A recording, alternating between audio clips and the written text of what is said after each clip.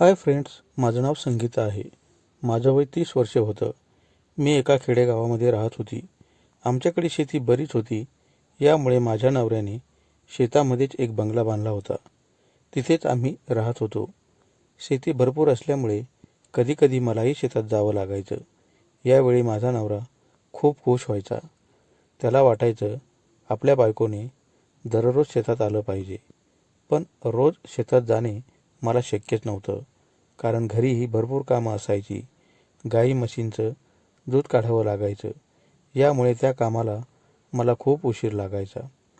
सततच्या कामाच्या लोडमुळे मी माझा नवरा संतोषला म्हणाले, आपल्या दोघांना शेतातील एवढं काम करणं शक्य नाही. यामुळे या कामासाठी आपण एखादा गडी शोधला पाहिजे. माझंही बोलणं नवऱ्याला पटलं आणि त्याने दुसऱ्या दिवशी शेजारच्या गावातील एक गडी कामासाठी आणला होता. त्याचं वय 25 वर्षे होतं. त्याचं नाव कारभारी होतं. त्याचं लग्नाचं वय झालं होतं, तरीही त्याचं लग्न झालं नव्हतं. त्याला एका महिन्यासाठी आम्ही कामावर ठेवलं होतं. पुढे त्यांनी चांगलं काम केलं तर पुढे कायमस्वरूपी त्याला आम्ही कामावर ठेवणार होतो. यामुळे महिनाभर त्याचं काम आम्हाला पाहायचं होतं. तो एकटाच असल्यामुळे त्याचं जेवणही आम्हाला द्यावं लागायचं. तो कामाला खूप चांगला गडी होता, हे त्याच्या प्रत्येक कामातून दिसत होतं. आम्ही शेतात राहत असल्यामुळे माझ्या नवऱ्याला संध्याकाळी कुठेही जाता येत नसायचं. यामुळे अनेक लोक त्याच्यावर नाराज व्हायचे. मलाही सोबतीला कोणी नसायचं. पण आता गडी आल्यापासून तो नातेवाईकांच्या कार्यक्रमाला हजेरी लावायचा. कामावरच्या गड्याचा स्वभाव खूप बोलका होता. त्यामुळे सतत तो माझ्याशी काही ना काहीतरी बोलायचा. पण अलीकडच्या काळात माझा नवरा घरी नसला की तो मुद्दाम माझ्याकडे यायचा आणि खूप जवळून मला पाहत बसायचा. त्याला वाटायचं घरी आता मालक नाहीत, फक्त मालकीणच आहे. यामुळे तिच्याशी बराच वेळ गप्पा माराव्यात. एके दिवशी माझा नवरा गावाला गेला होता. तो संध्याकाळी येणार होता, पण पाहुण्यांनी त्याला उशीर झाल्यामुळे येऊच दिले नाही. यामुळे त्याने मला सांगितले, संगीता, तू अजिबात घाबरू नकोस.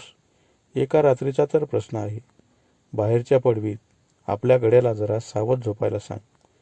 आमचं हे बोलणं गड्याने ऐकलं होतं. मालक घरी येणार नाहीत म्हणून तो खूप खुश झाला होता. त्याला वाटलं आज मालकीण आपल्याला नक्कीच जवळ बोलावेल.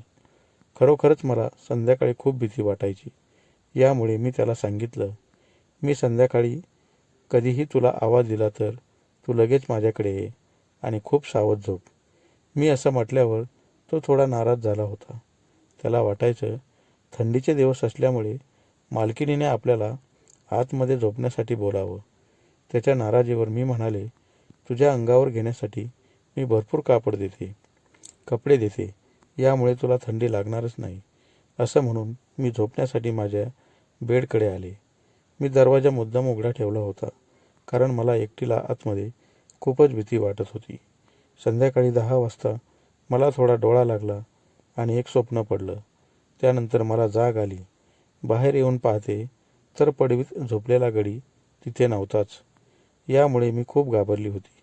मला वाटलं त्याला आज बोलावलं नाही म्हणून तो नाराज होऊन कुठे गेला तर नसेल ना, असा विचार माझ्या डोक्यात आला असतानाच घरासमोरच्या वाटेने बॅटरी चमकली. तेव्हा मी आणखी घाबरले आणि पटकन आतमध्ये आले. ते नक्की कोण आहे हे मी खिडकीतून पाहत होते. त्याला खूप निरखून पाहिले तर तो आमचा गडीच होता. मी त्याला आतून म्हणाले, कारभारी, एवढ्या रात्री कुठे गेला होतास? अचानक माझा आवाज ऐकल्यावर तोही घाबरला होता. त्याला वाटलं एवढ्या रात्री मालकीणबाई गाढ झोपलेल्या असतील. माझ्या आवाजाची खात्री झाल्यावर तो मला म्हणाला, नदीजवळच्या विहिरीवर गेलो होतो. मोटार चालू करायची होती. मालकाने तसं सांगितलं होतं. असं बोलताना थंडीने त्याचे हातपाय खूपच थरथरू लागले होते. यामुळे मला वाटलं त्याला आपण थोडा वेळ आत बोलावं आणि सोफ्यावर झोपायला सांगावं. त्याच क्षणी माझं मन मला सांगायचं, त्याला आपण आत बोलावतोय खरं, पण त्याच्याकडून वेगळं काही घडलं तर? कारण तो माझ्यापेक्षा खूप तरुण होता. शिवाय त्याचं लग्नाचंही वय झालं होतं. शेवटी मी त्याला म्हणाले, कारभारी, तू आत येऊन झोप. गारव्यामुळे तुझे हातपाय वाकडे झालेत. असं म्हणून रात्री 1 वाजता त्याला मी आतमध्ये बोलावलं. सोफ्यावर तो माझ्याकडे तोंड करून झोपला होता. मी जागीच होते, फक्त अलगदपणे डोळे बंद केले होते. त्याला वाटलं मालकीनबाई आता झोपी गेल्या आहेत. यामुळे त्याची सारी नजर माझ्याकडेच होती. थोड्या वेळाने तो हळूच उठला आणि माझ्या शेजारी झोपला. तो हळूहळू माझ्याकडे सरकत होता. त्याचं थंडगार पडलेलं अंग मला जाणवत होतं. त्यावेळी मी त्याला काहीही बोलले नाही. त्याला विरोध करावा तर तो अचानक निघून जाईल, यामुळे आपलं अवघड होईल, या भीतीने मी त्याला विरोध करू शकले नाही. दुसरीकडे माझा नवरा माझ्याकडे त्या बाबतीत फारसं लक्ष देत नसायचा. यामुळेच तर 6 वर्षानंतरही आम्हाला मूलबाळ झालं नव्हतं.